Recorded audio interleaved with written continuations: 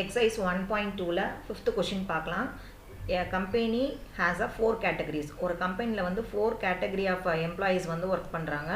ஒன்று வந்து அசிஸ்டன்ட்ஸ், அடுத்து வந்து கிளர்க்கு, மேனேஜர், அடுத்து வந்து எக்ஸிக்யூட்டிவ் ஆஃபீஸர். 4 கேட்டகரிஸ் இருக்காங்க. இதில் அசிஸ்டண்ட்டை ஏன்னு எடுத்துக்கணும், கிளர்க்கை வந்து சின்னு, மேனேஜரை எம்னு, எக்ஸிக்யூட்டிவ் ஆஃபீஸரை ஈன்னு எடுத்துக்கணும். அவங்களே கொடுத்துட்டாங்க. அந்த அசிஸ்டண்ட்டுக்கு வந்து 10,000 ப்ரொவைட் பண்ணுறாங்க. கிளர்க்கு வந்து 25,000 சேலரி கொடுக்குறாங்க. மேனேஜருக்கு வந்து 50,000 சேலரி, 1 lakh வந்து எக்ஸிக்யூட்டிவ் ஆஃபீஸருக்கு கொடுக்குறாங்க. ஓகே, நெக்ஸ்ட் என்ன கொடுத்துருக்காங்க அப்படின்னா, எத்தனை பேர் இருக்காங்க ஒவ்வொரு அசிஸ்டன்ஸில் எத்தனை பேர் இருக்காங்கன்னா 5 எம்ப்ளாயீஸ் இருக்காங்க. அசிஸ்டண்ட்டில் A1 A2 A3 A4 A5ன்னு 5 employees இருக்காங்க. அடுத்து வந்து கிளர்க்கில் பார்த்தோம் அப்படின்னா C1 C2 C3 C4ன்னு 4 கிளர்க் இருக்காங்க. அடுத்து மேனேஜரில் வந்து 3 மேனேஜர்ஸ் இருக்காங்க, M1 M2 M3ன்னு. அடுத்து எக்ஸிக்யூட்டிவ் ஆஃபீஸர்ஸில் 2 எம்ப்ளாயீஸ் இருக்காங்க, E1 E2. இப்போ இதுக்கு நம்ம வந்து ஒரு ரிலேஷன் எழுதணும். அது வந்து எப்படி டிஃபைன் பண்ணால் அவங்களே கொடுத்துட்டாங்க, X to Y. அப்போ எக்ஸை வந்து என்னென்னு எடுத்துக்கணும் அப்படின்னா X is a salary அப்படின்றத அவங்களும் கொஷின்லேயே மென்ஷன் பண்ணிட்டாங்க. அப்போ வந்து எக்ஸை வந்து சேலரின்னு எடுத்துக்கணும்.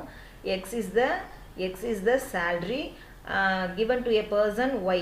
Y வந்து இந்த ஒய்யை வந்து என்னென்னு எடுத்துக்கணும், இந்த எம்ப்ளாயீஸுக்கு கொடுக்குறோம் இல்லையா, அந்த எம்ப்ளாயீஸ் வந்து ஒய்ன்னு எடுத்துக்கணும். அப்போ எக்ஸை வந்து நம்ம சேலரின்னு எடுத்துக்கப்புறம் ஒய் வந்து எம்ப்ளாயீஸ்ன்னு எடுத்துக்கப்புறம் இது ரெண்டுக்கான ரிலேஷன் எப்படி டிஃபைன் பண்ண போகிறோம், எக்ஸு ஆர் ஒய். இப்போ நம்ம கொஸ்டின் என்ன அப்படின்னா, இதுதான் நம்மளுக்கு கொஸ்டின். நம்மளுக்கான கொஸ்டின் வந்து லாஸ்ட் 2 லைனில் இருக்குது.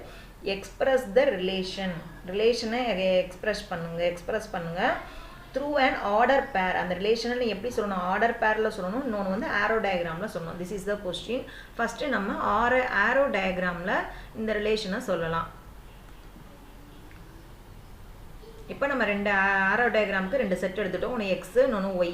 எக்ஸை வந்து சேலரின்னு எடுத்துக்கிட்டோம், எம்ப்ளாயீஸை வந்து ஒய்ன்னு எடுத்துருக்கோம். இப்போ நம்மளுக்கு வந்து இந்த 10,000 யாருக்கு கொடுக்குறோம் அப்படின்னா, முதல்ல அசிஸ்டன்ஸுக்கு. மொத்தம் எத்தனை அசிஸ்டன்ஸ் இருக்குன்னா 5 அசிஸ்டன்ஸ் இருக்காங்க. ஸோ A1க்கு 10,000, A2க்கும் 10,000, A3க்கு 10,000, A4க்கு 10,000, A5க்கு 10,000. அடுத்து 25,000 யாருக்கு அப்படின்னா கிளர்க்குக்கு.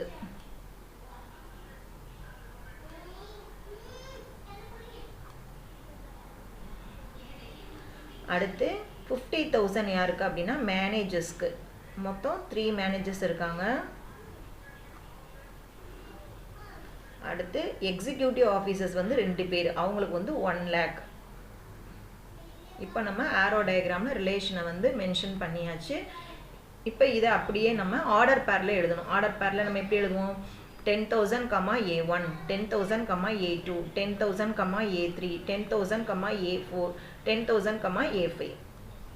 அப்புறம் 25,000 வச்சு எழுதணும். 25,000, C1, 25,000, C2. அப்படி ஒன்றா எழுதும்போது you got the answer R is equal to, இந்த மாதிரி உங்களுக்கு ஆன்சர் கிடைச்சிரும். லாஸ்ட்டாக பார்த்தீங்களா 1 lakh வச்சு எழுதுவோம். எப்படி கிடைக்கும், 1 lakh, E1, 1 lakh, E2. Over. Thank you.